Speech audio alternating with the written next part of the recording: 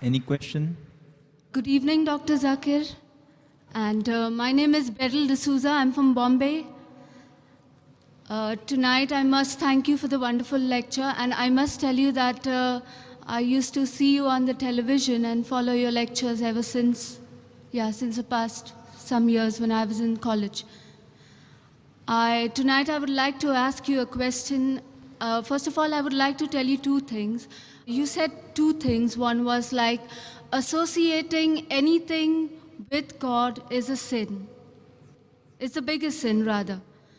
The second thing you said, that the form of prayer is that the Muslims follow, is that you put your forehead down and it humbles yourself. Now, myself being from Bombay, I would, because this is something I've noticed there, and I would also like to know clearly what is the concept about the dargahs that people go to and the people follow.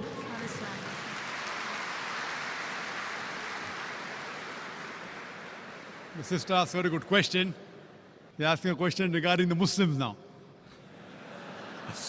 And it's a very intelligent question. She says that in Islam, if associating partners with God is the biggest sin, and the best form of worship is to prostrate, then what happens in dargahs?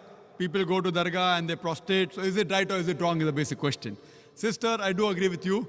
You have understood my lecture very clearly and very correctly, that associating partners with God, anyone does, it is wrong. Whether he calls himself a Muslim or non-Muslim, whether he calls himself John, Abdullah, Zakir, Muhammad, anyone who associates partners with God, he is doing the biggest sin.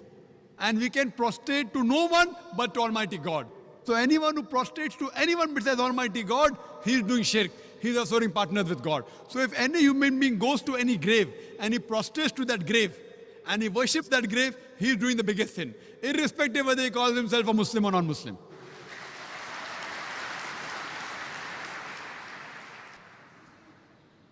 Does the sister have a connected question? So, okay, if you would give me the opportunity, I would further like to ask you. So, basically, I've seen, like you said, anybody, okay, be it Muslim or Christian or Hindu, whoever does that.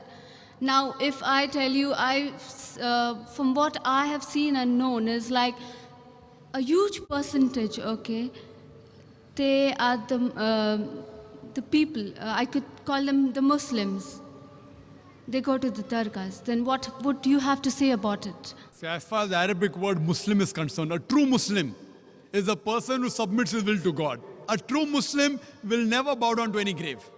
I am aware, sister, I wouldn't say that you're wrong, you're right, that there is quite a large quantity of so-called Muslims who bow down to these graves. What do I have to say? I feel they are doing wrong, they are doing shirk, they have to change. And that's what in my talks I even tell them, that if you want to go to a grave, the Prophet said that you can go to a grave, it reminds you of your akhirah, that one day you have to die. So when you go to a grave, you can pray for the person, but you can't pray to him. You can pray for him, that may Allah give him Jannat Firdaus, may He forgive his sins, etc. But you can't pray to him.